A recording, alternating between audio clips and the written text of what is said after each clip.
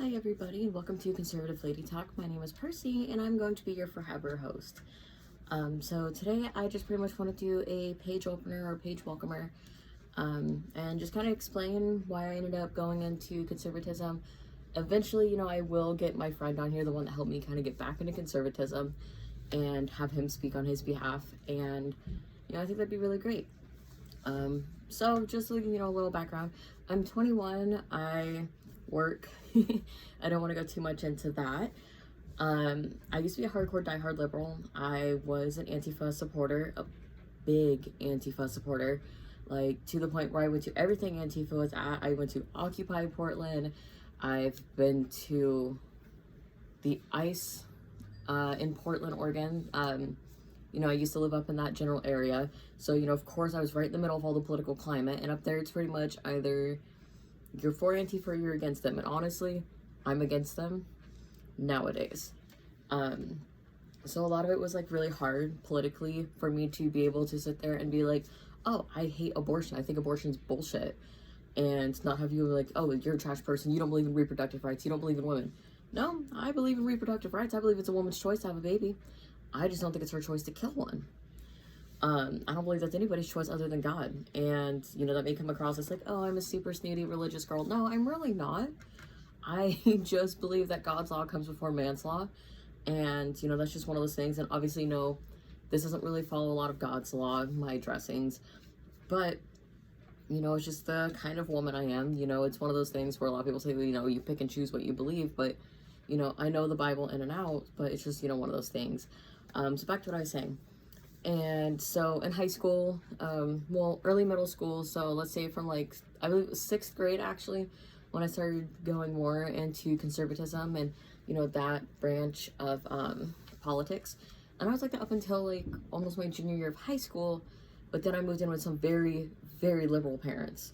And those people were, we believe in abortion, we believe in gay rights, we believe in this, we believe in that. I believe in gay rights. I myself, I'm a queer of some sort. I really don't define my sexuality. All I know is that I'm not a hetero.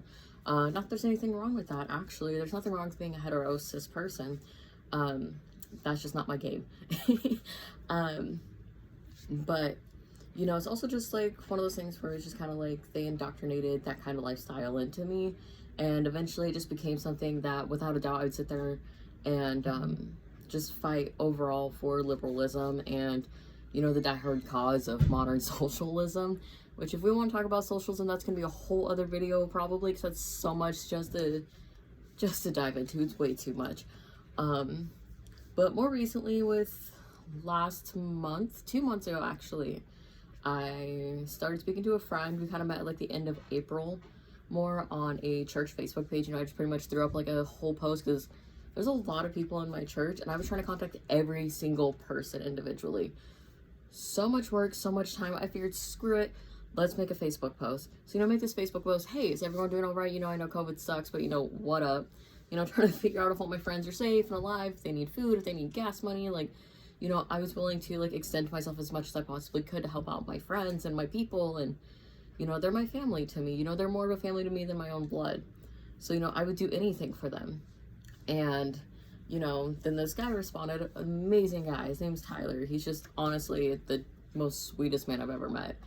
And, he posted no, not really, kind of having a rough time. And I'm just oh, I was just if you want, you can message me, or, I can message you, I could add you or whatever. So I added him, he messaged me. We started going back and forth, and he started seeing a lot of my political posts. Like I said, I used to defend abortion, but not because I believed in abortion, but I believed that it was a woman's right. And like I said, it's not a right to kill a child. But, that's just mean a lot of states do accept abortions up until, I think, 2nd trimester. So that's from pretty much your first week of conception up to 6 months. And at 4 months, that baby has kidneys. At 13 weeks, they can define a gender of the child. At that point, it's pretty much starting to look, it's this big, just a little baby. It's no longer the size of a lima bean. It's not just a clump of cells anymore. And me saying that I don't believe in abortion doesn't mean that I am saying that I don't believe in Plan B. I believe in using Plan B, but only within those first 72 hours, because after that, conception sometimes starts to happen. You know, they say conception takes a week, usually after the 4th day. After having unprotected sex, you're probably already pregnant. That's just how chances are. So, you know, that's like a pretty overall big thing. And, so, you know, like, and he was just kind of like, hey, you know, how can you believe in abortion and be a Mormon? And I'm just like, that's a good question. Let me get back to you on that one. No, I sat there and fought with him like teeth and nail. Instead of being logical, I was just like, oh, well, it's a woman's right and blah, blah, blah, blah, blah. And, you know, I had a friend who has been in that situation. That's just a better way to put that. I'm not going to out them or anything like that. But, you know, of course, you know, they're going to fight for abortion's great because they've experienced that. For me, I've never experienced an abortion. Like I said, I would never, ever get one. That's murder.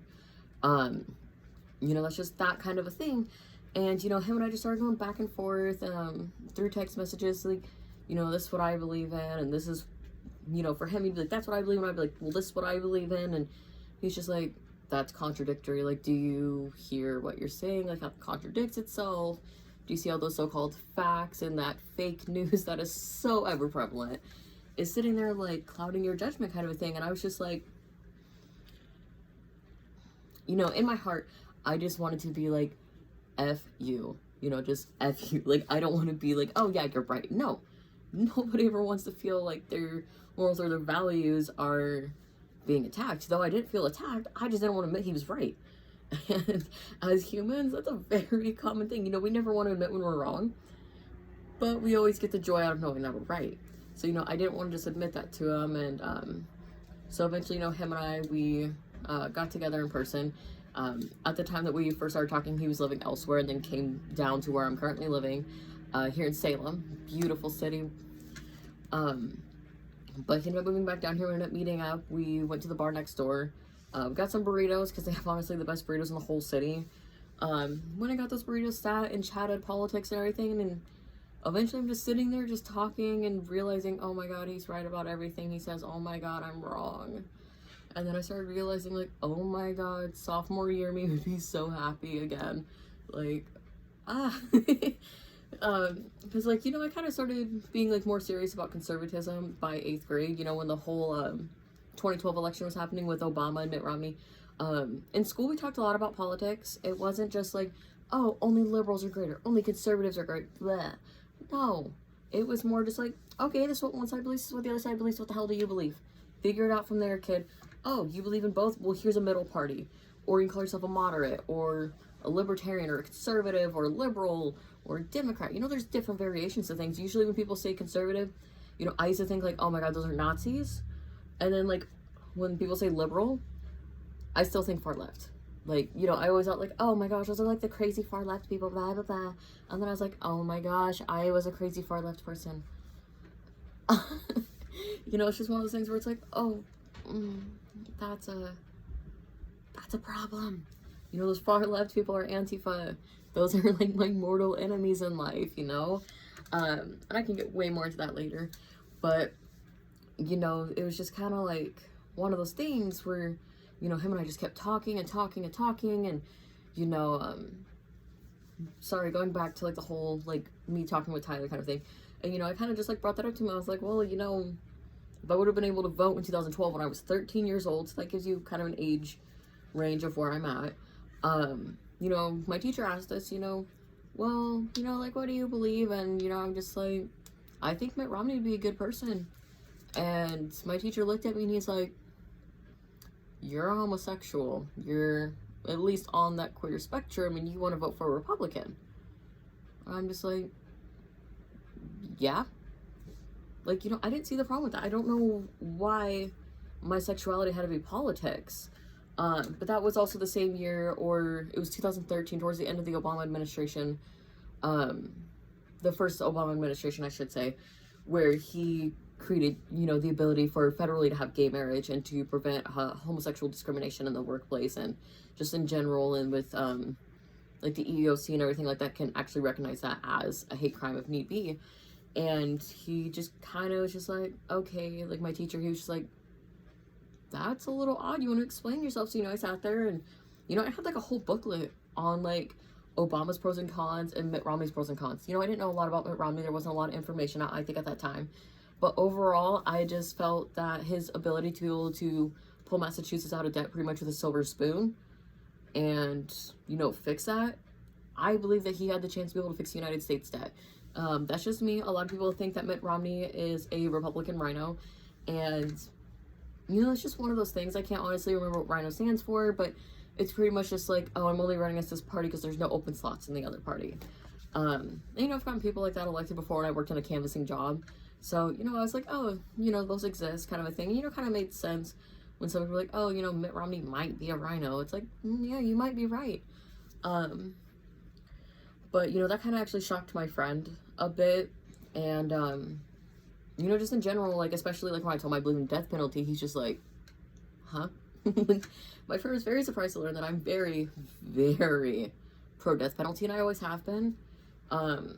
And, you know, it's just one of those things. I'm pretty much pro-death penalty for more serious crimes, you know, murder, sexual assault, those kind of things, domestic violence. If it's severe enough, like if someone dies from domestic violence or if they're abusing children, I believe in death penalty. That's just me, though. You guys have to agree with me. I don't care. So, you know, that's just one of those things, you know. I was also super pro-feminist. That already sounds dirty. That already sounds like a male hate crime to me. No, like my great-grandmother, her family came from Norway and, you know, like Europe and that general area. And, so, you know, she came over this way. She was a bra-burning feminist. Like, she was one of those women that would go out in town square, rip their bra off, and set it on fire. That was my great-grandmother. That form of feminism, I am for. But we don't have a need for feminism anymore, really. And again, I will go into that in a whole other video. Because that is just its own disaster.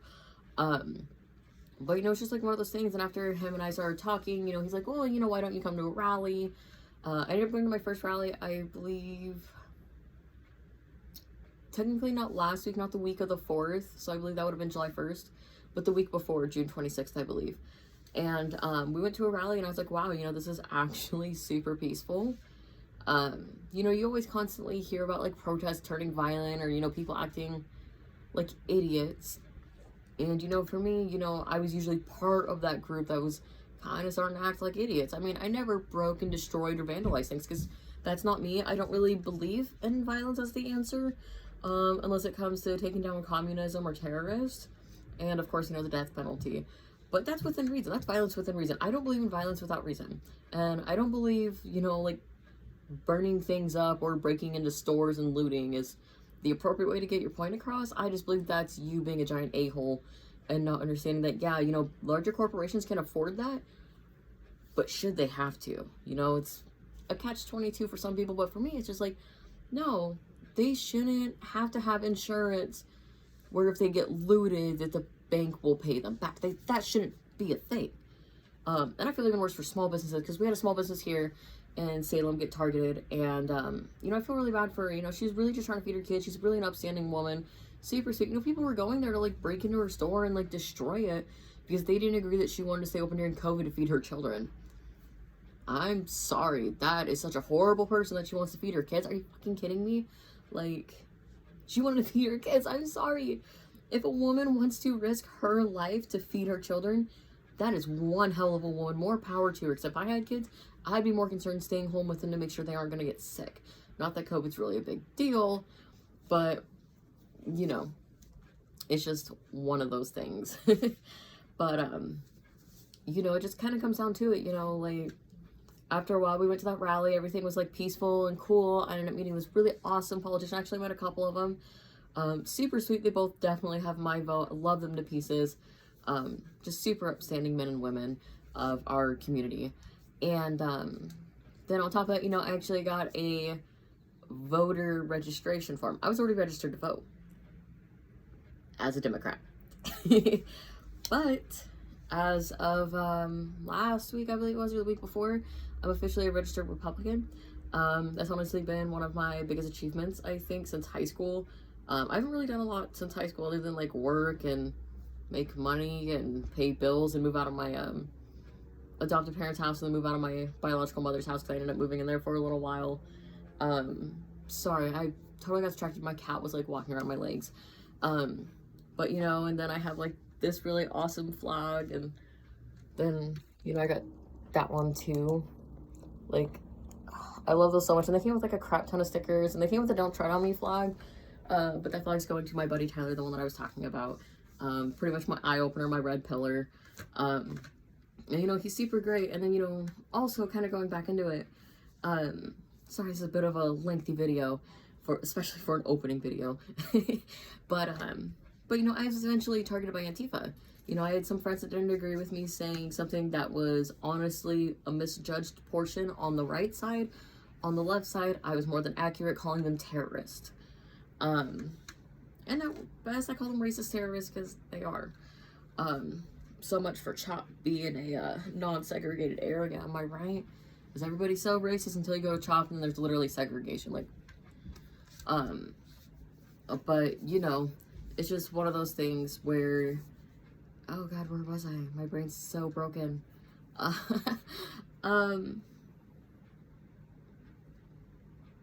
Oh heck. But anyways, yeah, literally CHOP is a freaking mess. I just don't even want to get into, oh, Antifa, yes. So with Antifa, you know, I ended up pissing them off. One of my really good friends that I went to high school with, or at least I thought we were really good friends, was kind of just like, oh, you know, I'll dox you, you know, you're trash, you're a white supremacist. Why am I white supremacist for calling y'all racist? Last time I checked, white supremacists love racism. That's like their middle name. You know, they're like, oh, KKK, white supremacy. Like, how am I a racist for obviously exposing obvious racism within this community? Like, I don't see it. I don't understand their logic. I'm just honestly not dense enough to understand that kind of logic, unfortunately. Well, I guess it's not unfortunate. It's very fortunate for me because my poor brain can't handle any more liberalism. But yeah, it honestly turned into eventually a hate crime against Republicans, and mostly against me as a Republican woman. And, you know, like they, you know, in one night we had 2 break-ins, and then literally that next day, Antifa was literally standing like outside my apartment with guns, like trying to get in. Obviously, these people are fucking stupid. You could have just shot my lock-in. Not giving anybody ideas, but you guys could literally just take a gun and just, instead of sitting there with a fucking like toolkit pretty much trying to break in my door. I'm sorry, you guys are fucking idiots. Like, any logical person that's gonna commit a fucking crime with a gun is gonna use it. Obviously, you guys weren't gonna use your guns, but it scared the hell out of me. You know, I ended up staying away from my current residence just for, you know, safety measures and all of that. Honestly, it was heartbreaking. The first couple days, I was depressed. And it's not because, like, you know, the people I were with were, like, horrible or anything like that. They were amazing people, and honestly, God, I feel like I owe them everything. But, you know, it's just one of those things where it's just like, you know, fuck, I miss my home. I miss seeing my roommates. I hope they're okay. You know, I really didn't contact anybody, except for, like, a few really close friends that I know would have my back. So, you know, it's just kind of one of those things where it was, like, super unfortunate, super terrifying.